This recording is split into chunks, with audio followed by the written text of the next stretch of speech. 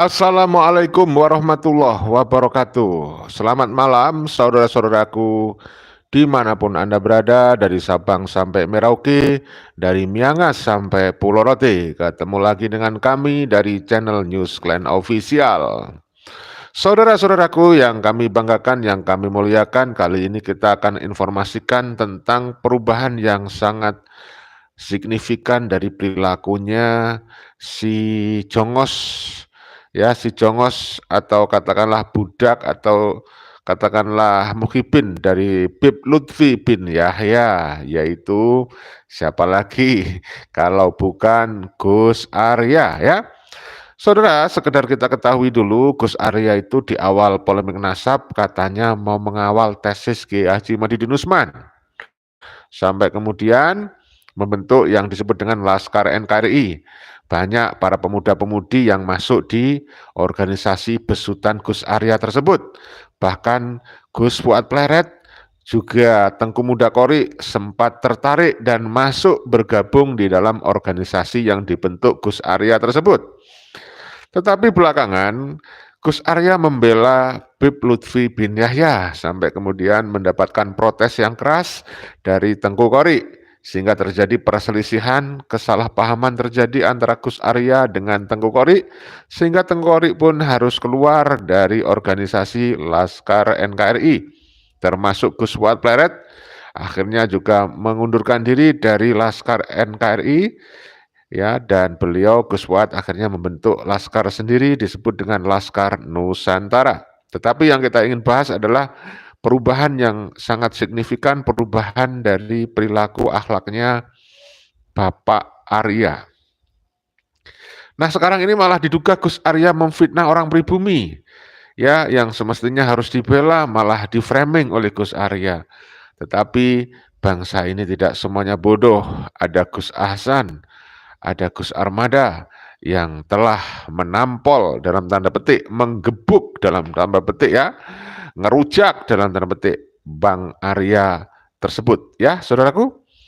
Nah, sebelum kita sampaikan ya apa yang akan kita informasikan, kita sampaikan doa dulu, semoga semuanya sehat walafiat, ditambah dan diluaskan rezekinya, dimudahkan semua urusannya yang baik, diberikan umur usia yang panjang, yang penuh makfirah, yang penuh barokah, hidayah, taufik dari Allah Subhanahu wa taala, dan semoga semuanya diberikan umur usia yang panjang, diberikan keselamatan di dunia dan di akhirat. Untuk selamat di dunia dibutuhkan ilmu, untuk selamat di akhirat dibutuhkan ilmu.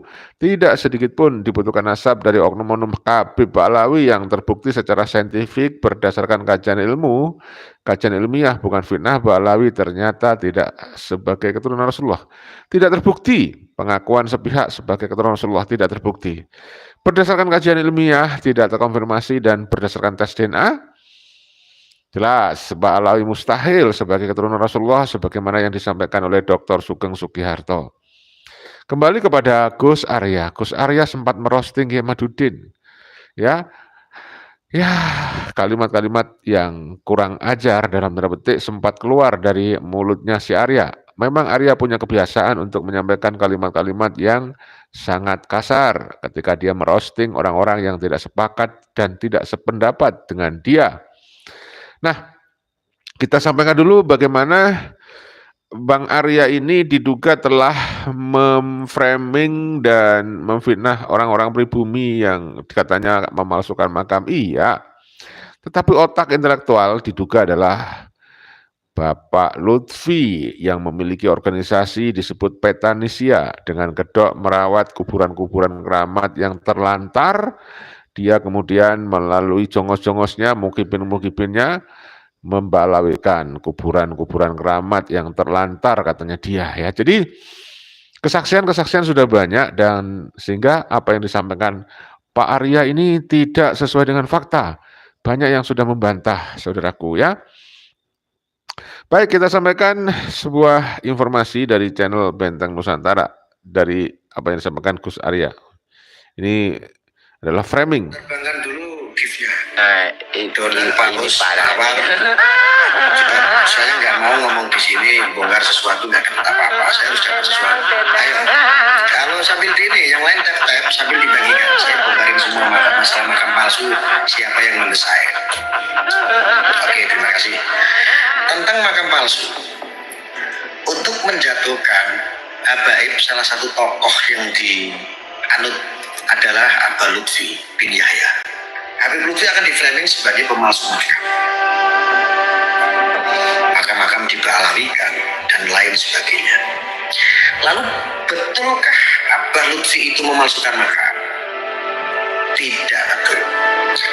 Abah Lutfi itu salah satu orang yang berperan ya untuk melestarikan makam-makam kuno daripada hilang tergerus oleh Pak.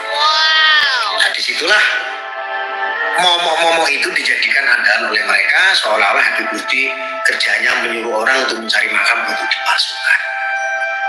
Kasihan kan? Kalau ada narasi orang-orang ini, ya itu banyak makam yang dibalawikan. Jadi begini ceritanya. Banyak sekali makam yang Ini ya. Jadi begini ceritanya. Nah, sepertinya Pak Arya ini mewarisi keahlian atau karomahnya Pak Lutfi bin Yahya, yaitu apa? Karomah kepandian dalam mengarang karya bebas, mengarang cerita fiksi.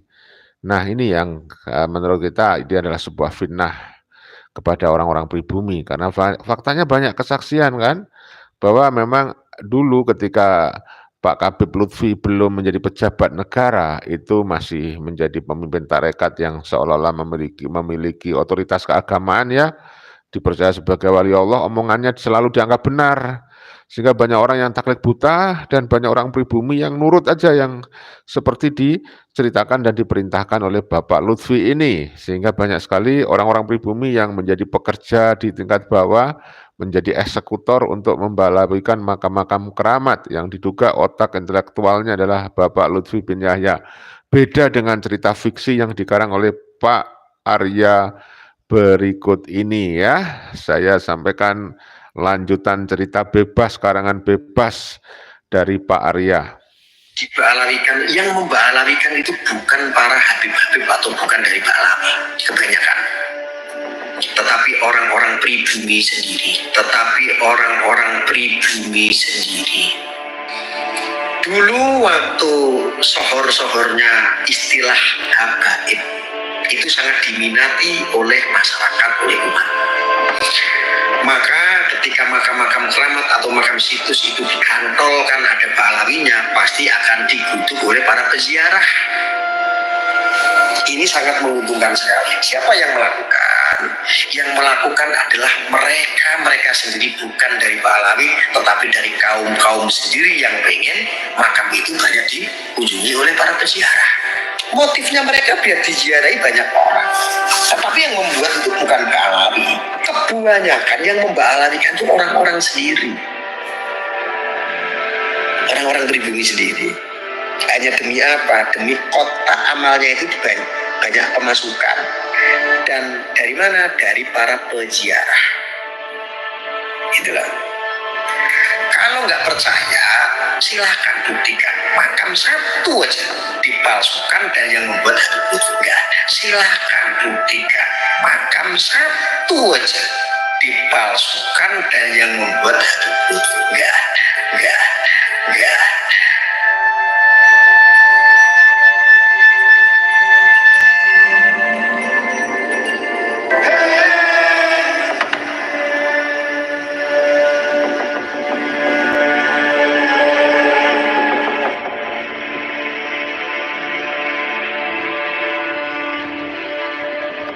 Sepertinya Bapak Arya ini lupa ya, padahal ada kesaksian, ada bukti yang dari saksi ya. KRT Sumodiningrat, keluarganya KRT Sumodiningrat sudah berteriak. Ya bahkan beliau benar-benar menantang kepada Habib Lutfi untuk bicara mengklarifikasi. Tapi sekarang nggak ada kabar. Abah Lutfi itu salah satu orang yang berperan ya untuk melestarikan makam-makam kuno daripada hilang tergerus oleh waktu. Kepedulian beliau sangat luar biasa terhadap Ya ada dugaan memang dia melestarikan makam-makam kuno. Kalau dilestarikan sesuai aslinya nggak ada masalah. Tapi masalahnya dilestarikan kemudian diduga diba'alawikan oleh Habib Lutfi. Ya Pak Arya? makam-makam keramat atau makam-makam situs daripada hilang sejarah. Tetapi faktanya malah dianggap memalsukan. Padahal semua makam-makam itu dikembalikan kepada masyarakat. Sejarahnya bagaimana? Ini dia framing ya. Dikembalikan kepada masyarakat, tetapi sudah dirubah menjadi Ba'alawi. Ya kan? Jelas. Jelas itu. Ilahnya itu dari mana?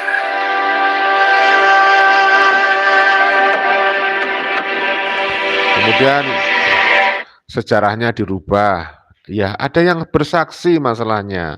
Dari keturunan KRT Sumodiningrat sudah viral. Sesudah viral seperti ini, Pak Arya membela, nggak ada guna. Masyarakat sudah cerdas ya.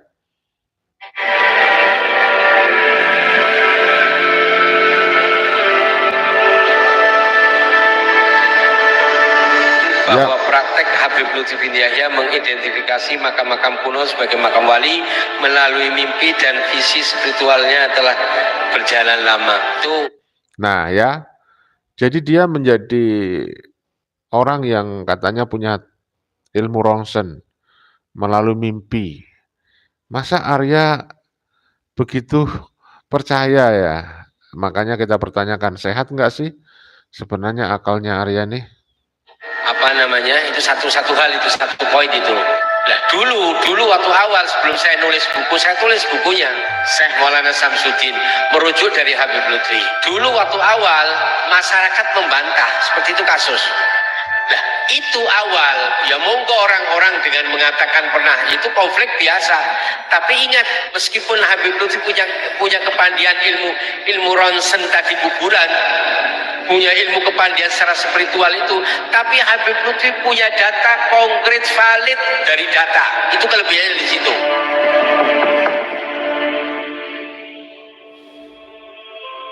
Ya, itulah kelebihannya Bapak Lutfi bin Yahya, bisa ronsen makam, bisa membuat cerita sejarah berdasarkan mimpi, tapi hanya orang-orang yang menjadi mukibin dan budak dan jongos yang percaya kepada cerita-cerita yang berdasarkan mimpi ya. Begitu menurut saya. Coba kita simak nih dari Gus Armada dan Gus Hasan ya. Assalamualaikum, selamat siang, salam rahayu. Waalaikumsalam warahmatullahi wabarakatuh. Tentu baik-baik saja kan. Ini saya ada satu video, bisa dibilang apa ya, mungkin ada di beberapa channel ada.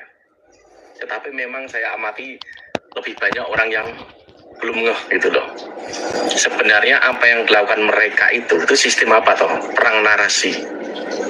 Mereka tuh berusaha membolak-balik gitu loh, membuat orang itu ragu dengan kata-kata tesis Kiai Umat itu abal-abal lah, tidak ilmiah lah. Mereka itu apa? Mengesampingkan gitu loh. Bahkan juga tidak tahu bahwa tesis itu diteliti Kiai Umat itu tahunan gitu loh. Itu sudah lama, bertahun-tahun, makanya dikeluarkan. Saat dikeluarkan itu posisinya dia itu apa, sudah final gitu loh. Makanya biasanya jika ada orang tokoh A, tokoh B, tokoh C berusaha menyanggah, pasti nggak lama 1 hari 2 hari sudah ada jawabannya. Ya karena sudah dipelajari lama. Makanya sistem penelitian itu sudah ilmiah gitu loh. Caranya sudah ilmiah. Makanya jangan heran saat ada tokoh dari ulama luar negeri berbicara bla bla bla, nggak lama dibalas gitu, karena sudah ada jawabannya, karena sudah dipelajari itu. Dan salah satu orang itu yang biasanya membuat narasi itu ya, kadang orang awam terutama pada bingung, bahkan para mukibin itu mudah kemakan ucapannya. Itu nggak tahu kenapa, dulu itu satu grup loh, ada Gus Hasan, ada kita, semua itu satu grup ya, karena junjungannya itu kesenggol soal makam palsu itu loh, makanya dia berubah. Sesungguhnya membantah dia tuh mudah gitu loh, mudah. Di grup itu banyak orang, apalagi sekarang ini banyak orang, sangat banyak. Orang-orang yang cerdas seperti biasa tuh banyak, cuman masih banyak yang diam. Dari sini kita tahu gitu loh, levelnya sampai mana, cara pemahamannya sampai mana. Sesungguhnya dia tahu hal-hal tertentu, hal-hal yang bisa dibilang ini loh yang genah, yang waras itu. Tapi nggak tahu kenapa dia bicara seperti itu, semacam itu. Padahal dia sendiri juga saya nggak mau banyak bicara lah. Saya kasihan gitu loh, kenapa dia jadi begitu gitu loh. Nah di sini nih, di video ini diskakmat oleh Gus Hasim. Ini semua dulu tuh apa ya, dalam satu grup di internet itu ada. Cuman memang kadang di antara grup ini ada yang nggak kenal, secara langsung itu banyak gitu loh. Sampai detik ini yang mereka ciptakan itu masih apa, narasi-narasi agar orang itu ragu. Tesis ini apaan gitu loh, apa yang benar itu soal makam gitu, apakah benar-benar masih dibuat semacam itu. Ya memang mereka nggak punya jawabannya, nggak punya. Karena yang berbicara itu memang kejadian nyata, di alam nyata. Hal-hal yang terjadi itu memang seperti itu. Ini dia videonya ya. Kena ngerti, taunya ngerti. Kena ngerti wong NU ya apa? Ya ora kagetan. Ketika ada perbedaan ya ada bahasa masail, ayo bahasa masail. Wes bolak-balik dilakoni kok ngono. Sing aku ora sepakat ya apa? Gara-gara tesis, kelakuan-kelakuanmu yang enggak mendukung tesis kamu balawikan. Kamu jongos-jongoskan. Kowe lho kelompok-kelompok YouTuber anyaran kayak Hasan kan kuwi. Hasan iki dadi YouTuber kan lebih. Kapan aku ikut Wingi sak grup karo aku. Ya jane aku dukung, aku ngawal tesis. Wah, dibujak-bujak. Kapan aku jongos-jongos ngomong kapan? Buktekno kapan? Gak tahu aku nggak tahu. Wes pokoknya kelompokmu yang pengikut tesis rata-rata itu seperti itu. Ojo ngomong kelompokmu, kita itu tidak bisa menjaga lidah semua orang, kita hanya bisa menjaga lidah kita sendiri. Sekarang gini, kamu mau diskusi apa? Ayo sekarang kita diskusi. Oh, lagaknya kan ngajak soal diskusi apa kan. Ini lanjutannya nih. Dilakukan. Ayo. Saiki awakmu mau kan ngomong, aku mau nangisor jaluk munggah. Karena apa? Karena awakmu ngomong bahwasanya tesis Kiai Imat itu tesis abal-abal. Makanya aku munggah, aku assalamualaikum. Dalile opo? Karena ngomong ngono. Memang belum diterima kok tesisnya kok yang mana? Emang sudah diterima? Kan baru dikaji toh? Diterima sopo? Ya saya tanya, itu tesis. Oke, Tesis ini kan baru dikaji toh, belum selesai toh? Udah jelas belum? Aku Arya. Ilmiah itu, ilmiah itu kalau sudah ditemukan itu baru namanya ilmiah. Satu. Ya, tak jelasin dulu ya. Nanti kamu silakan bantah Hasan. Begini, namanya ini baru kajian, berarti baru diteliti. Namanya baru diteliti, berarti belum ilmiah. Ilmiah itu ketika sudah ditemukan, contoh. Nanti Dandan ngomong ya, jawab. Sebentar. Arya apa pernah kuliah ya? Kok nggak ngerti ilmiah? Dia membuat definisi ilmiah menurut pikirannya sendiri. Saya mau bertanya, Pak Arya, kamu pernah kuliah nggak? Ngerti nggak definisi ilmiah? Ngerti nggak definisi kajian? Ya, sudah final itu kajian. Ya, kalau Anda mau membantah pakai antitesis, Pak Arya. Atau Anda kuliah lagi lah, ambil S1 atau S2. Kalau Anda belum pernah. Saya bertanya, apa Anda pernah kuliah? Ya. Dulu belum ada handphone. Dianggapnya kayak goib lah ya. Tetapi ketika kita bisa ngobrol jarak jauh karena sudah ditemukan, itu ilmiah. Ada handphone sekarang. Ya kan? Bisa komunikasi jarak jauh, itu ilmiah. Ini loh baru dikaji. Kok Anda sudah bisa menghakimi, Habib katanya inilah Yahudi lah, katanya inilah Anda Belanda lah, dia nggak tersambung lah. Duh somo ki lho pirang-pirang. Luwe aman ki apa? Namanya belum jelas. Kalau seandainya Anda nggak suka sama Habib, ya wis. Kalau nggak suka sama oknumnya, ayo kita lawan bareng-bareng oknumnya. Kan bener ya kan konsepnya. Yang jadi masalah ini saya bahas perilaku ketika tesisnya belum gol, belum diputuskan, lembaga juga belum memutuskan, wis jo menghakimi kayak Tuhan. Ngono kok ngakune jo mondok pinter ngaji kelakuane coba telek ngono. Wis. Loh, Mira. Kata-katanya nggak berkelas itu. Sama sekali nggak berkelas kata-kata dia itu. Memalukan orang NU gitu loh. Bro, saya sudah. Ngobrol Gus Hasan. Mantap, diam dulu. Saya diam aku dulu. Wes, diam dulu. Betul, Pak. Gini loh yo. Tadi kamu mengatakan tesis ini belum diputuskan, masih dikaji, sehingga tidak bisa dikatakan tesis ilmiah. Ini kan lucu. Kalau nggak ilmiah nggak mungkin dikaji. Karena ilmiah itu maka dikaji oleh para kiai, para gus. Apa yang direferensikan oleh Kiai Imad di dalam tesisnya itu dari berbagai macam referensi itu dikaji. Oh ternyata benar ucapannya Kiai Imad nang kita pikir ono, nang kita pikir ono, nang kita pikir ono.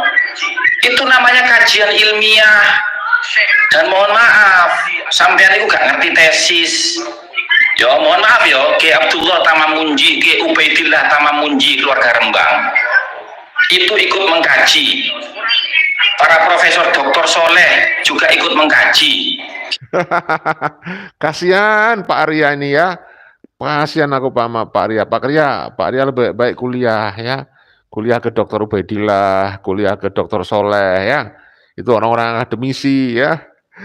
Kasihan saya sama Arya akhirnya ya. Kamu ketahuan Pak Arya. Gitu loh.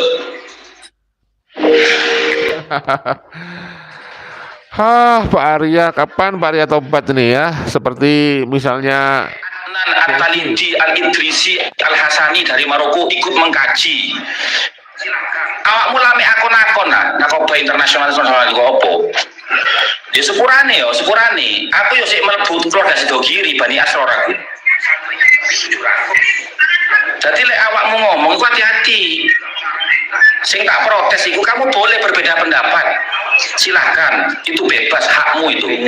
Tapi tolong jangan merendahkan kekiaian orang. Kiai Imad itu punya pesantren, santrinya lebih 700 yang mukim di situ. Dan beliau juga pengarang kitabnya banyak, bahkan Alfiyah disyarai. Awakmu iso opo? Pengen ro aku. Makanya tak takoki dalilmu. Jangan kamu mengatakan tesis abal-abal. Kamu tadi mengatakan tesis abal-abal, tapi sekarang kamu mengatakan tesis yang sedang dikaji. Abal-abal gak mungkin dikaji kalau para kiai. Itu logika. kalau nggak malu, kenemenan ya.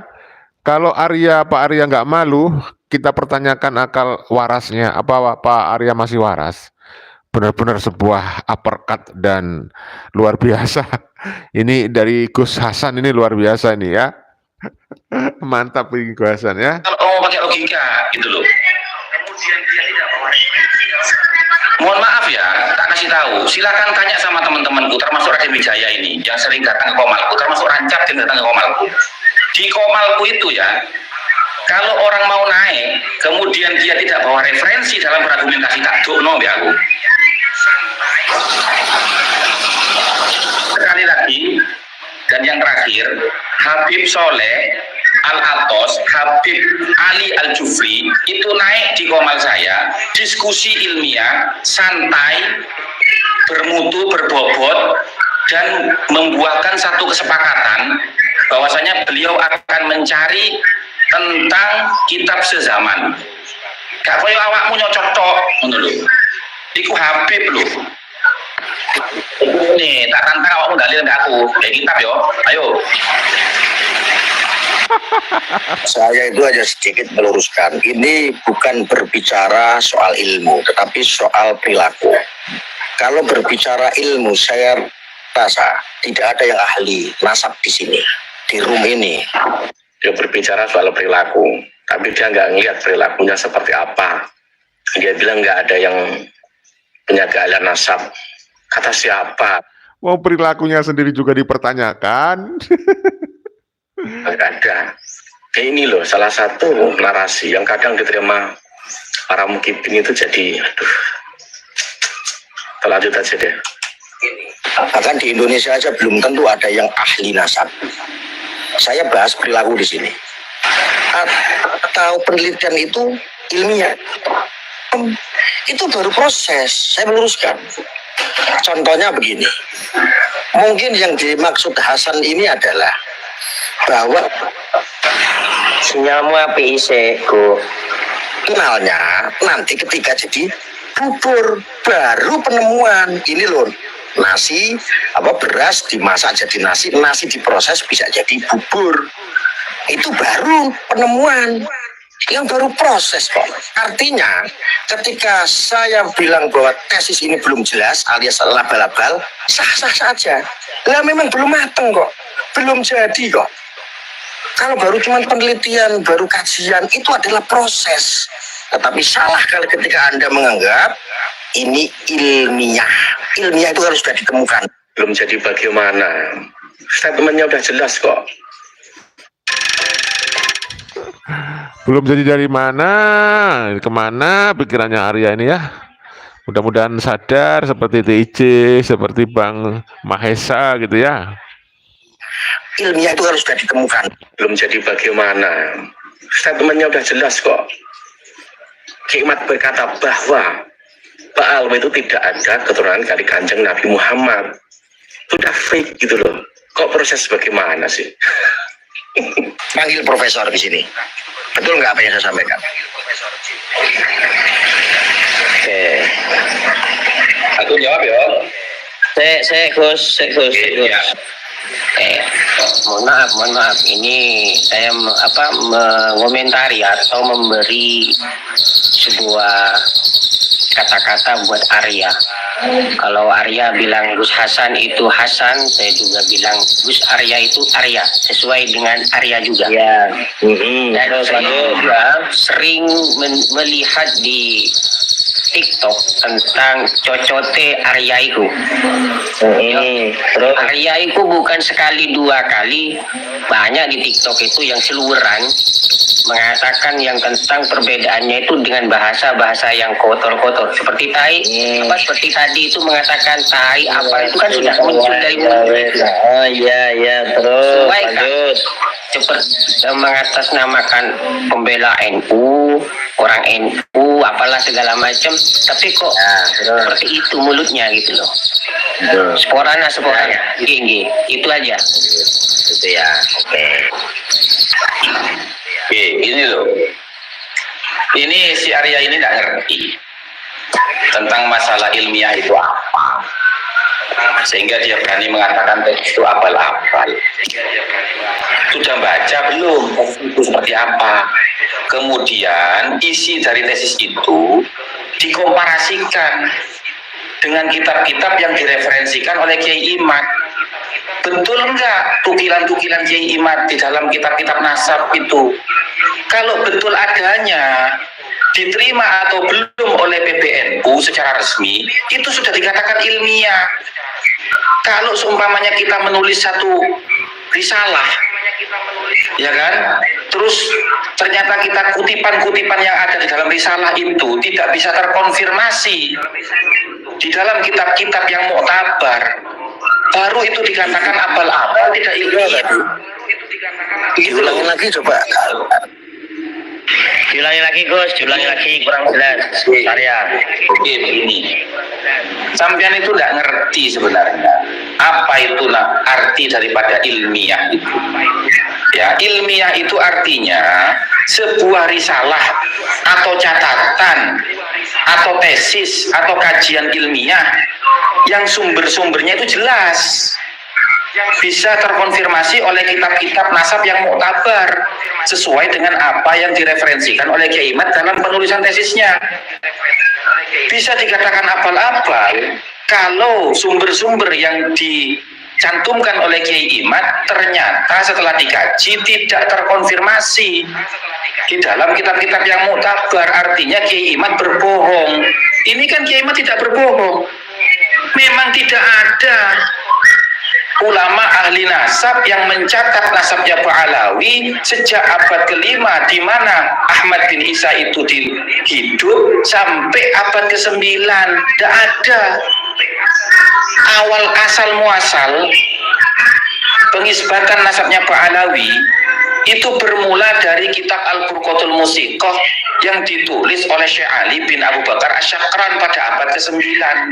Itu pun Syekh Ali bin Abu Bakar Asy-Syakran itu berasumsi atas apa yang dia baca dari kitabnya Al-Janadi.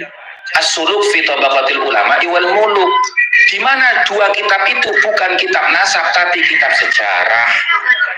Kemudian merujuk kepada kitab Al-Burqa Al-Musiqa itu, ya, pada abad-abad berikutnya dari abad 10 sampai sekarang itu dijadikan maroji utama. Makanya dikatakan terputus sanad periwayatan silsilahnya selama 550 tahun. Itu permasalahannya. Kok bisa tidak dikatakan ilmiah itu dari mana? Apakah sesuatu yang ilmiah itu harus diterima oleh satu universitas? Apakah sesuatu yang ilmiah itu harus diterima oleh PBNU? Kan tidak. Seumpamanya penelitian dari Muhammadiyah nggak bisa diterima oleh PBNU, tidak bisa dikatakan tidak ilmiah selama referensi yang disampaikan oleh Muhammadiyah itu bisa terkonfirmasi dari kitab-kitab hadis dan ayat Quran. Karena itu hanya perbedaan, tidak bisa Anda mengatakan tidak ilmiah.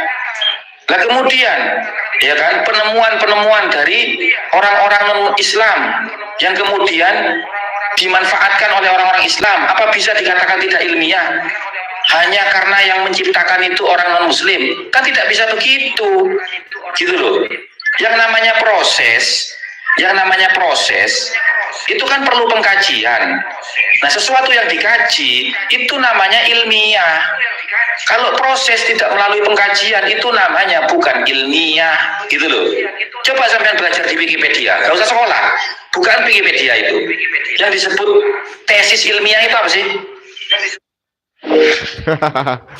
Ya, kasihan saya sama Pak Arya ya. Benar-benar diberi pelajaran yang sangat berharga dari Gus Hasan. Ya, saudaraku, itu saja yang bisa kita sampaikan. Sudah lewat dari 30 menit. Mohon maaf segala kekurangan ya. Dari Pagar Kemangi hadir Gus, sehat selalu dan salam waras. Muhyiddin dan tuannya yang lagi stres, semoga semakin banyak yang sadar dari sakau pengaruh doktrinasi. Amin ya robbal alamin. Oke, itu aja yang kita bisa sampaikan. Mohon maaf untuk semuanya.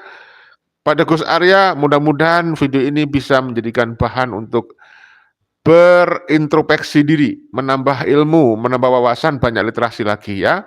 Salam persaudaraan, salam Pancasila Jaya, salam NKRI harga mati, salam Bhinneka Tunggal Ika. Wassalamualaikum warahmatullahi wabarakatuh. Merdeka!